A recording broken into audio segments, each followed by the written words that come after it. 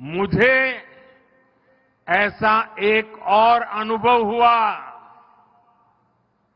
मैंने वो पल बिताए जो जीवन भर मेरे साथ रहने वाले हैं। मैंने गहरे समुद्र के भीतर जाकर प्राचीन द्वारिका जी के दर्शन किए।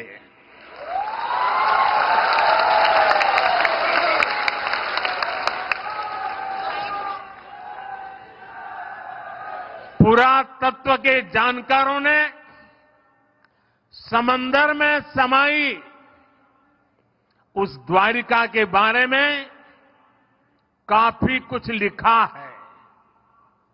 हमारे शास्त्रों में भी द्वारिका के बारे में कहा गया है, भविष्यति पुरी रम्या सद्वारा प्राज्ञ तोरणा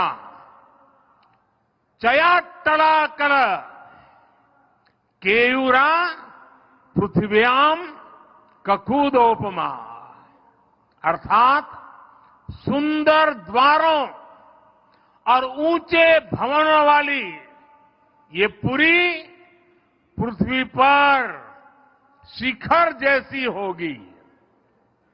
कहते हैं भगवान विश्वकर्मा ने खुद इस द्वारिका नगरी का निर्माण किया था। द्वारका नगरी भारत में श्रेष्ठ नगर, उसका आयोजन, उसका विकास का एक उत्तम उदाहरण था। आज जब मैं गहरे समुद्र के भीतर द्वारिका जी के दर्शन कर रहा था तो मैं पुरातन वही भव्यता, वही दिव्यता मनोमन अनुभव कर रहा था।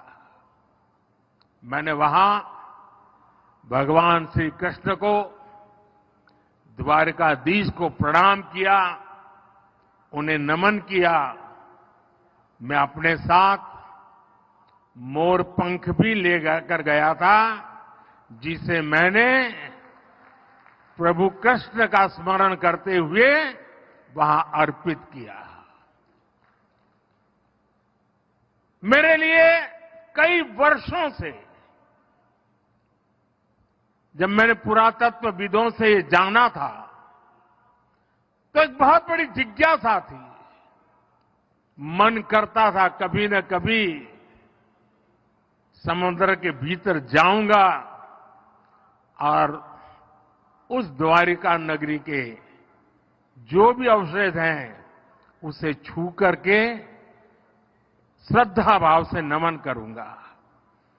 अनेक वर्षों की मेरी वो इच्छा आज पूरी हुई।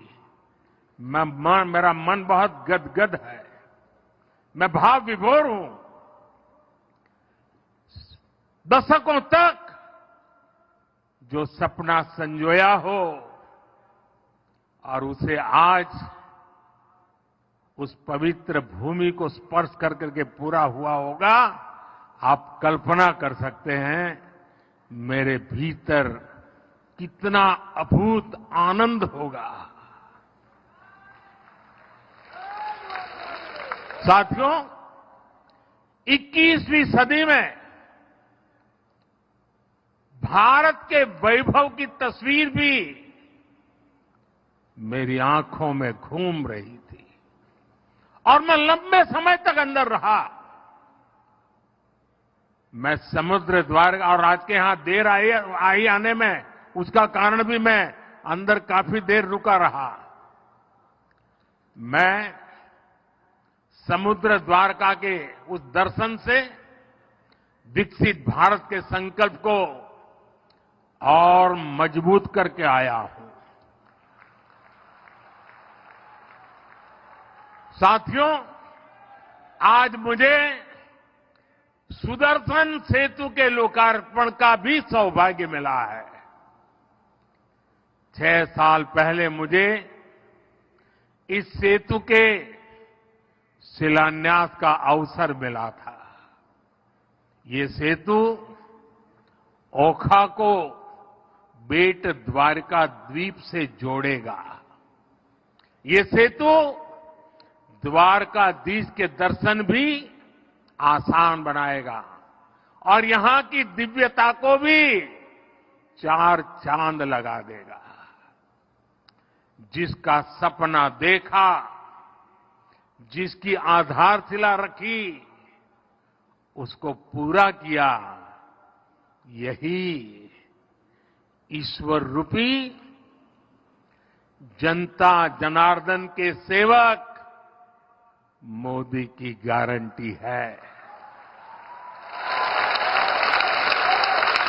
सुदर्शन सेतु सिर्फ एक सुविधा भर नहीं है, बल्कि ये इंजीनियरिंग का भी कमाल है। और मैं तो चाहूंगा इंजीनियरिंग के, स्ट्रक्चरल इंजीनियरिंग के विद्यार्थी आकर के इस सुदर्शन सेतु का अध्ययन करें। ये भारत का अब तक का सबसे लंबा केबल आधारित ब्रिज है। मैं सभी देशवासियों को इस आधुनिक और विराट सेतु के लिए बहुत बहुत बधाई देता हूं। અને આજે જ્યારે આવડું મોટું કામ થાય છે ત્યારે એક જૂની વાત યાદ આવે છે। રશિયામાં અસ્ટ્રાખાન નામનું એક રાજ્ય છે। ગુજરાત અને અસ્ટ્રાખાન સાથે સિસ્ટર સ્ટેટનો આપણો નાતો છે। તો જ્યારે હું મુખ્યમંત્રી હતો ત્યારે રશિયાના એ અસ્ટ્રાખાન રાજ્યમાં એમણે મને નિમંત્રણ આપ્યું, હું ગયો હતો। અને જ્યારે ત્યાં ગયો તો મારા માટે આશ્ચર્ય હતું કે ત્યાં જે સારામાં સારી બજાર હોય, મોટામાં મોટો મોલ હોય, તો એનું નામ ઓખા ઉપર જ હોય। બધાના નામ પર ઓખા।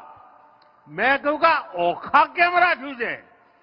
તો સદીઓ પહેલા આપણા લોકો અહીંથી વેપાર માટે ત્યાં જતા અને અહીંથી જે ચીજો જાય એને ત્યાં ઉત્તમમાં ઉત્તમ ચીજો માનવામાં આવતી। એના કારણે જે સદીઓ પછી પણ ઓખા નામની દુકાન હોય, ઓખા નામનો મોલ હોય, તો ત્યાંના લોકોને લાગે કે આ ખૂબ ઊંચી ગુણવત્તાવાળી વસ્તુ અહીંયા મળે છે। એ જે સદીઓ પહેલા આ મારા ઓખાની જે આબરૂ હતી ને, આ સુદર્શન સેતુ બન્યા પછી ફરી એકવાર દુનિયાના નકશામાં મારું ઓખા ચમકવાનું છે। साथियों, आज जब मैं सुदर्शन सेतु को देख रहा तो कितनी ही पुरानी बातें भी याद आ रही है। पहले द्वारका और बेट द्वारका के लोगों को, श्रद्धालुओं को फेरी बोट पर निर्भर रहना पड़ता था। पहले समंदर और फिर सड़क से लंबा सफर करना पड़ता था। यात्रियों को परेशानी होती थी और अक्सर समंदर की ऊंची लहरों के कारण कभी कभी बोट सेवा बंद भी हो जाती थी। इससे श्रद्धालुओं को बहुत परेशानी होती थी। जब मैं मुख्यमंत्री था तो यहां के साथी जब भी मेरे पास आते थे तो ब्रिज की बात जरूर करते थे। और हमारे शिव हमारे पबूबा, उनका एक एजेंडा था कि ये काम मुझे करना है। आज मैं देख रहा हूं कि पबूबा सबसे ज्यादा खुश है।